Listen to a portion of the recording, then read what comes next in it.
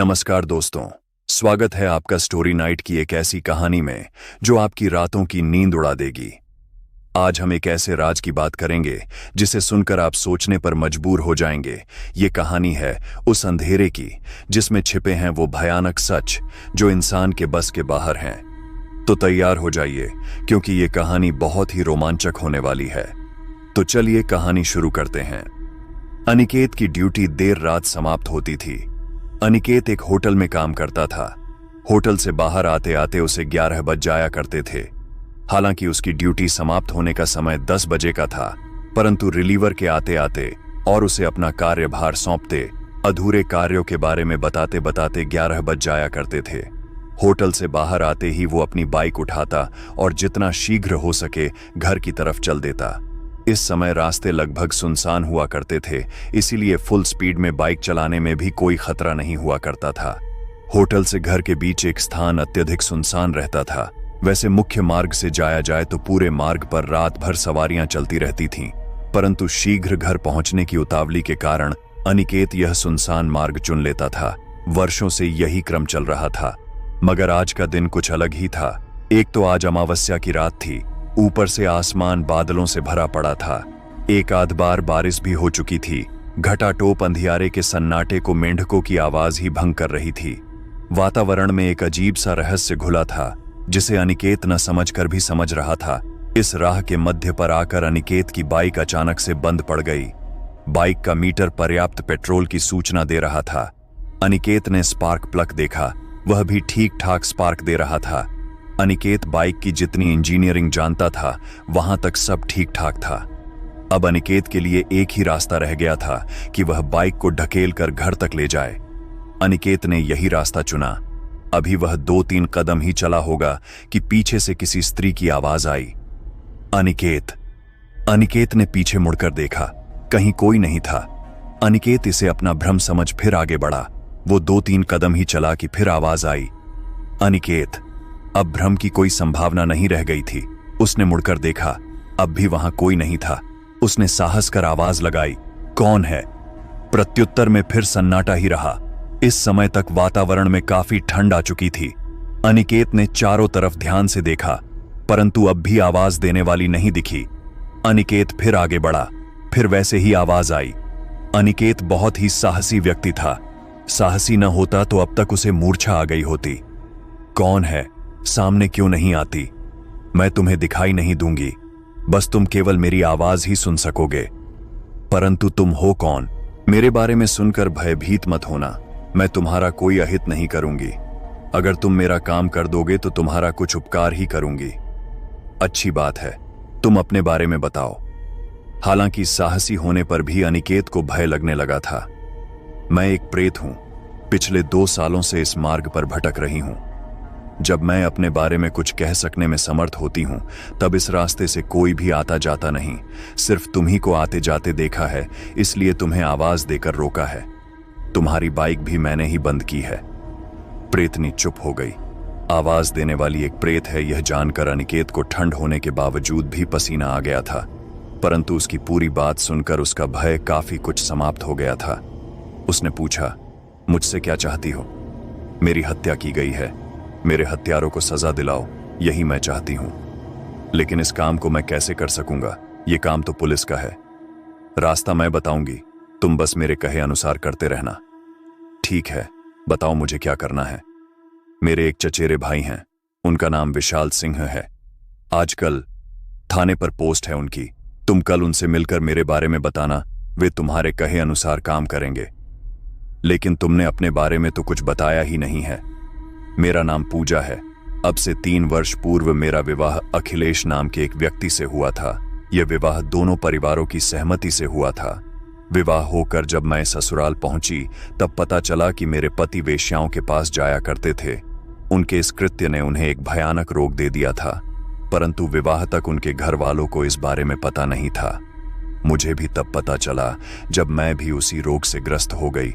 मुझे ये रोग अपने पति से मिला था, परंतु ससुराल वालों ने इसका सारा दोष मुझ पर डाला और मुझ पर दिन रात अत्याचार करने लगे।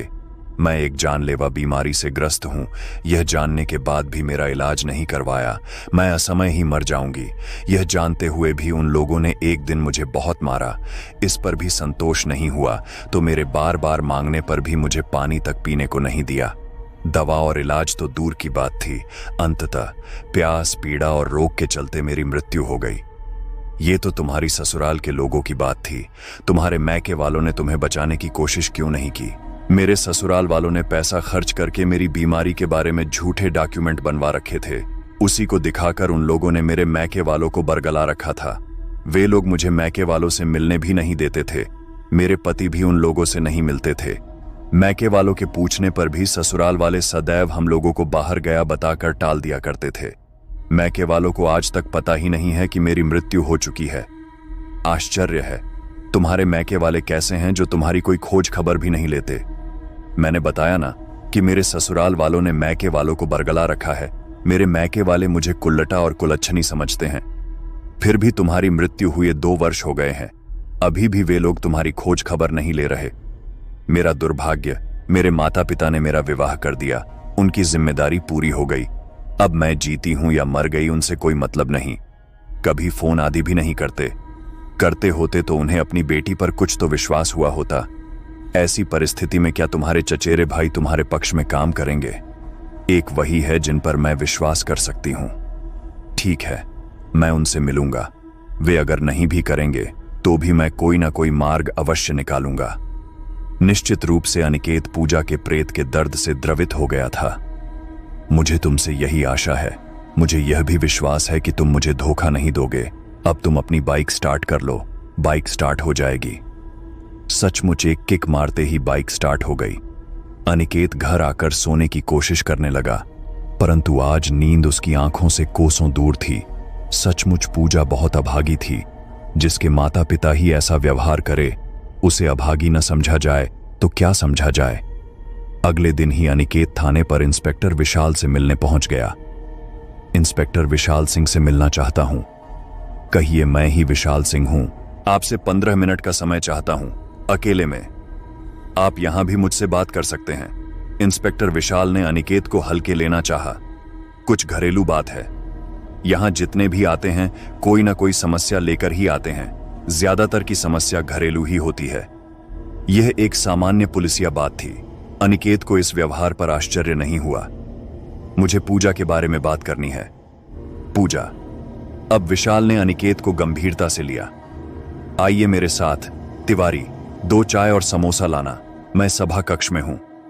दोनों सभा कक्ष में आ गए। आप पूजा को कैसे जानते हैं? आप मुझसे बाद में प्रश्न कीजिएगा। पहले आप मुझे बताइए कि क्या आपको यह पता है कि पूजा अब इस दुनिया में नहीं है? क्या पूजा अब इस दुनिया में नहीं है? ये आप क्या कह रहे हैं? और आप हैं कौन? मैं आपके सभी प्रश्नों का समुचित जवाब दूंगा। पहले आप मेरी बात का जवाब दीजिए। नहीं, मैं नहीं जानता। लंबा अरसा हो गया, उसकी कोई सूचना भी नहीं मिली। और आप लोगों ने जानने की कोशिश भी नहीं की कि वो किस हाल में है। अनिकेत ने अपने स्वर को सामान्य बनाए रखने की कोशिश करते हुए कहा।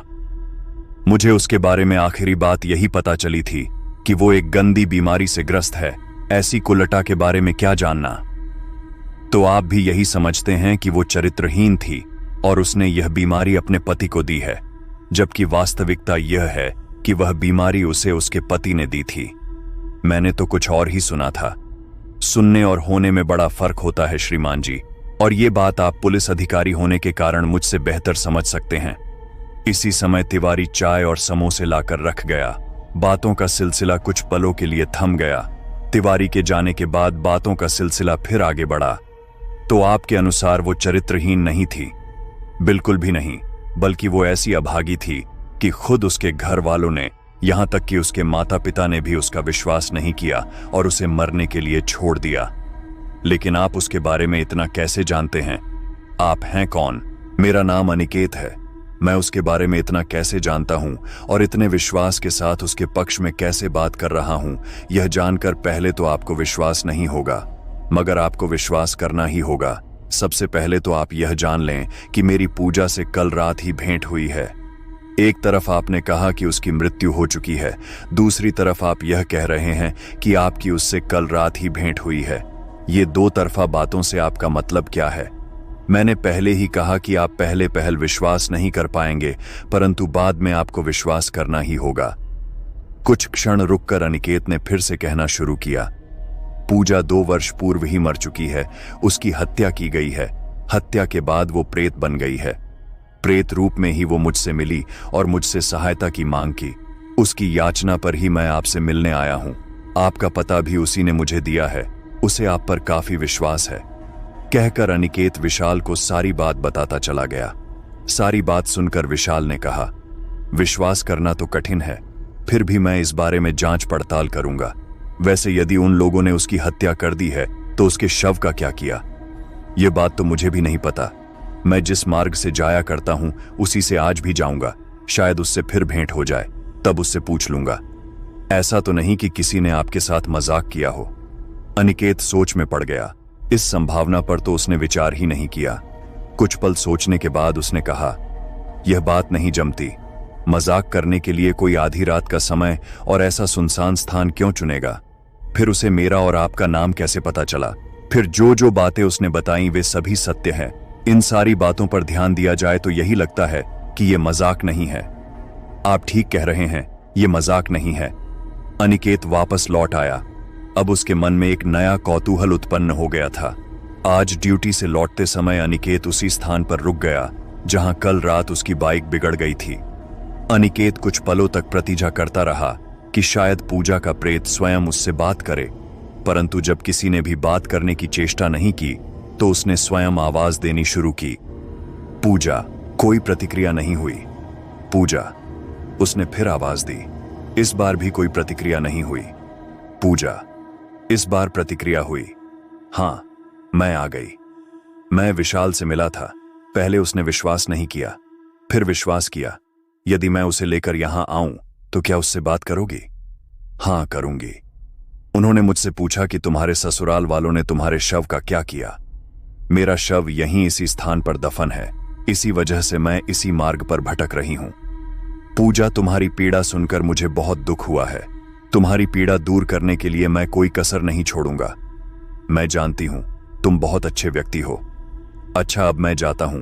कोशिश करूंगा कि कल विशाल को अपने साथ ले आऊं। अनिकेत घर चला गया। अगले दिन फिर वो विशाल से मिला और रात की घटना बताई। विशाल अनिकेत के साथ चलने को तैयार हो गया। रात होने पर विशाल और अनिकेत दोनों उसी स्थान पर पहुंचे। अनिकेत ने पूजा को आवाज दी। पूजा आई। पूजा से बात करके विशाल की आंख भर आई।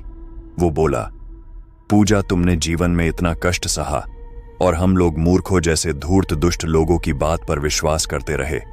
धिक्कार है हमारे जीवन पर। भाई, दुखी मत हो। जो होना था हो गया। अब मेरे हत्यारों को दंड दिलाओ और मेरी मुक्ति का प्रयास करो। ठीक है बहन, मैं ऐसा ही करूंगा। तुम्हारा शव किस स्थान पर दफन है? मेरी आवाज के पीछे पीछे आओ। जिस स्थान पर 4 लकड़ियां जमीन में गड़ी दिखे, बस वहीं खोदने पर मेरा शव मिल जाएगा। कहकर पूजा ध्वनि करती हुई चलने लगी। दोनों उस ध्वनि के पीछे पीछे चलने लगे। सचमुच एक स्थान पर 4 लकड़ियां आयतकार लगी हुई थीं, जैसे किसी ने उस स्थान को किसी विशेष उद्देश्य से घेर रखा हो। पूजा, यहां तक का काम एक भाई का था जो मैंने कर दिया। इससे आगे कानून का काम है, उसमें समय लगेगा। धैर्य रखना। वैसे मैं प्रयास करूंगा कि ये काम शीघ्रातिशीघ्र हो जाए। यहां से विशाल अपने घर लौट गया और अनिकेत अपने घर चला गया। अनिकेत का यह रोज का ही मार्ग था। अक्सर अनिकेत और पूजा की मुलाकात हो जाती। दोनों एक दूसरे से बातें किया करते। दोनों के मध्य एक अजीब सा स्नेह बंधन बन गया था। इस बंधन का कोई नाम नहीं था, कोई रिश्ता नहीं था, बस एक अनजाना लगाव था। लेकिन ये लगाव दिन प्रतिदिन प्रगाढ़ होता जा रहा था। कितनी अजीब बात थी। एक शरीरधारी था, दूसरा अशरीरी, अदृश्य। दोनों एक दूसरे का अनुभव तो कर सकते थे, पर एक दूसरे को स्पर्श नहीं कर सकते थे। अनिकेत विशाल के प्रयासों की सूचना भी पूजा को दिया करता था। विशाल के प्रयासों ने आकार लेना प्रारंभ कर दिया था। सर्वप्रथम घटना की प्राथमिकी दर्ज हुई, फिर केस उसके हाथ में आया, फिर उस विशेष स्थान की खुदाई की अनुमति ली गई, तब जाकर खुदाई की नौबत आई। जिस समय खुदाई की जा रही थी, अनिकेत भी वहां उपस्थित था। 4-5 फुट की खुदाई के पश्चात एक कंकाल बरामद हुआ। कंकाल का पंचनामा करके फोरेंसिक भेज दिया गया। डीएनए रिपोर्ट से प्रमाणित हो गया कि कंकाल पूजा का ही है। अब बारी थी साक्ष्य जुटाने की। इसमें भी पूजा के प्रेत ने बहुत सहायता की। अंततः पूजा के ससुराल वालों के विरुद्ध वारंट कट गया। इस समय तक अखिलेश भी दिवंगत हो चुका था। बाकी अखिलेश का पूरा परिवार, जिसमें उसके माता पिता, 2 भाई व 1 बहन शामिल थी, सभी जेल चले गए। साक्ष्य इतने पुख्ता थे कि बचाव पंच के वकील की कोई दलील काम नहीं आई। सबको आजीवन कैद की सजा हुई। अब बारी थी पूजा के प्रेत की मुक्ति की। इसका जिम्मा विशाल ने उठाया। मुक्ति से पूर्व पूजा ने अनिकेत से कहा, तुमने मेरा काम बिना किसी स्वार्थ के किया है। अब मेरी बारी है, मैं आज तुम्हें दिखाई पड़ूंगी। इतना कहने के साथ ही अनिकेत के सामने एक धुंधला सा प्रकाश प्रकट हुआ। यह प्रकाश धीरे धीरे गाढ़ा होने लगा। फिर उस प्रकाश ने आकार ग्रहण करना शुरू किया। अंततः उस प्रकाश ने एक नारी का रूप ग्रहण कर लिया। अनिकेत ने ऐसी सुंदर नारी अपने जीवन में नहीं देखी थी। वह उसे अपलक देखता रह गया। क्या देख रहे हो अनिकेत? ये मेरा वास्तविक रूप नहीं है। स्थूल शरीर की तुलना में सूक्ष्म शरीर अत्यधिक सुंदर होता है। मैंने तुम्हें अपना ये रूप इसलिए दिखाया कि मैं भविष्य में यदि कभी तुम्हारे सामने आ जाऊं तो तुम मुझे पहचान सको। अनिकेत, तुम जीवन में कभी पीछे मुड़कर नहीं देखोगे, बहुत उन्नति करोगे। कहने के साथ ही वह प्रकाश वातावरण में घुल गया, जैसे उसका कभी कोई अस्तित्व रहा ही न हो। तो दोस्तों, ये थी आज की भयानक कहानी। उम्मीद है इस कहानी ने आपको डराया होगा और आपके दिल की धड़कनें तेज कर दी होंगी। अगर आपको ये कहानी पसंद आई हो तो इसे जरूर शेयर करें और चैनल को सब्सक्राइब करना न भूलें, ताकि आपको ऐसी ही और भी डरावनी कहानियां सुनने को मिलती रहें। अगली बार फिर मिलेंगे एक और डरावनी कहानी के साथ। तब तक सावधान रहें, सुरक्षित रहें और रात को अकेले बाहर न निकलें। अलविदा।